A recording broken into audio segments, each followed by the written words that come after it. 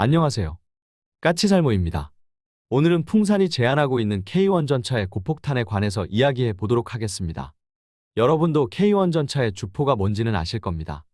K1 전차의 주포는 영국이 개발한 L7 전차포를 바탕으로 미국이 개발한 M68A1 주포를 구기하기공 현재 현대위아에서 국내에서 생산한 모델입니다. 그리고 이 주포는 52구 경장 105mm 강선포죠. 당연히 아시겠지만 우리나라의 K1A1 전차와 흑표 전차는 120mm 활강포를 가지고 있습니다. 그런데 여러분은 혹시 K1 전차에 탑재되는 탄의 종류가 어찌 되는지 아세요? 기본적으로 K1 전차는 총 47발의 탄을 탑재할 수 있고 당연하지만 가장 기본이 되는 탄은 날개 안정 철갑탄입니다. 그리고 또 한 가지는 적 장갑차와 그리고 대인용으로 성형 장약탄을 탑재하고 있습니다. 그리고는 끝입니다. 기본적으로 K1 전차의 주포는 강선포이고 강선포의 장점은 고폭탄을 사용할 수 있다는 게 장점입니다. 활강포는 고폭탄을 사용할 수 없죠.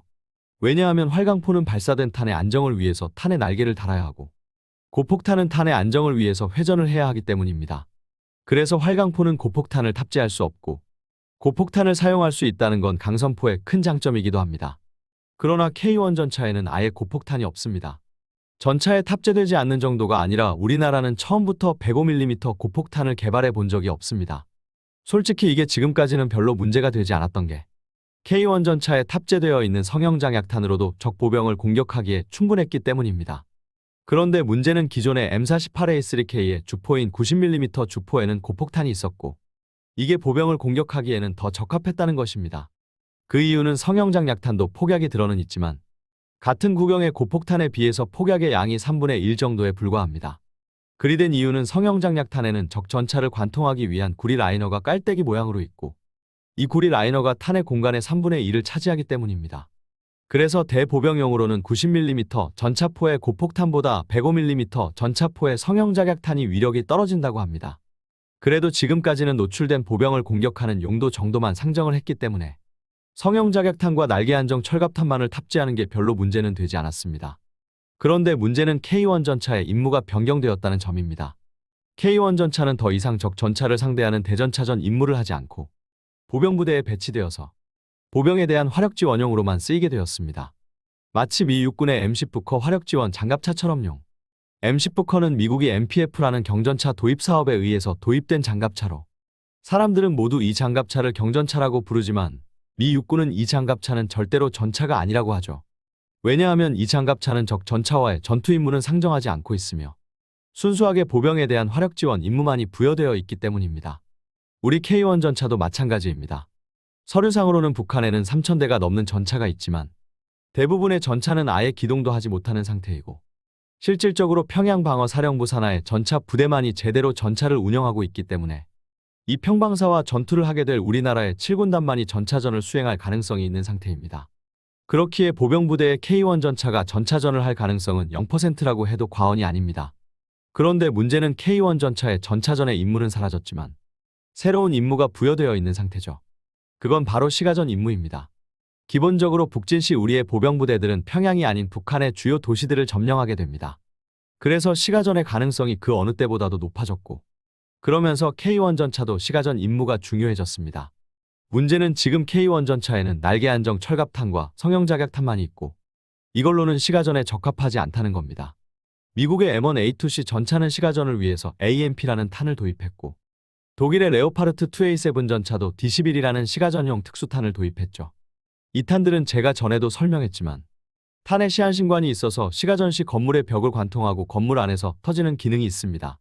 그리고 우리 흑표도 이번에 폴란드에서 흑표 PL의 요구 조건으로 이런 시가전용 특수탄을 사용할 수 있게 하기 위해서 자동신관 장입기를 탑재해 달라고 요청한 상태이죠.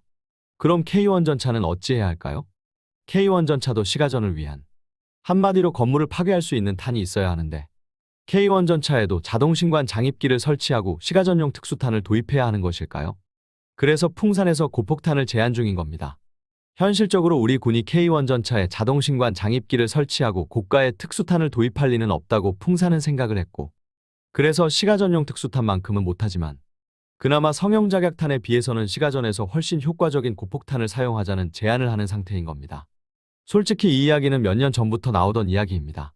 그런데 왜 지금에서야 제가 이 주제를 다루는 걸까요? 솔직히 말해서 할 말이 별로 없어서입니다. 풍산이 주장하는 고폭탄은 정말 단순한 물건입니다. 정말 세계대전 때나 쓰이던 강철 외피 안에 폭약으로 가득 채우고 신관도 접촉식 기계식 신관에 가격도 엄청나게 저렴한 정말 단순한 물건입니다. 지금 현재 풍산이 군에게 제안하고 있다고 해서 뭔가 과거의 고폭탄과 다른 기능이 추가되었을까 싶지만 전혀 아닙니다. 정말 단순하디 단순한 순수한 고폭탄입니다. 그래서 이걸 주제로 한 편의 영상을 만들어낼 자신이 없었습니다. 그래서 지금까지 영상을 만들지 않고 있었던 건데 시간이 가면 갈수록 풍산의 고폭탄이 실제로 군에 의해서 채택될 가능성이 높아지고 있습니다. 이 탄이 채택되면 K1 전차의 무장은 상당히 큰 변화를 가져올 수밖에는 없습니다.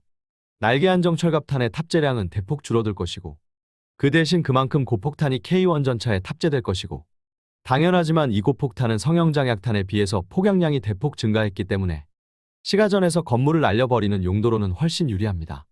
당연하지만 잘 보호된 북한군의 유계호를 공격하는 데도 더 유리할 것이고요. 그래서 정말 단순한 무기임에도 이 고폭탄의 도입은 K1 전차에게는 그 어떤 개량보다도 중요한 문제입니다.